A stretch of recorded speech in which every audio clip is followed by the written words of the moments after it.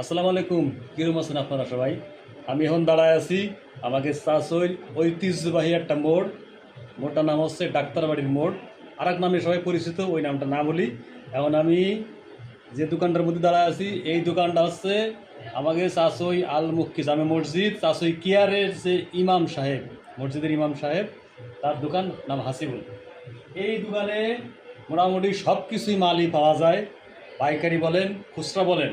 কারণ বাচ্চারা যদি ডিম খাতি না চায়, তার জন্য এই যে দেখেন নতুন কোয়েলের ডিম নিয়ে আসে। আপনারা খাঁচা ধরেও কিনতে পারেন, খুচরাও কিনতে পারেন। কোয়েলের ডিমে পর্যাপ্ত পরিমাণে পুষ্টি। এছাড়াও আছে বাচ্চারা যদি কান্নাকাটি করে স্যান্ডেলের জন্য, এই দেখেন কত সুন্দর সুন্দর স্যান্ডেল।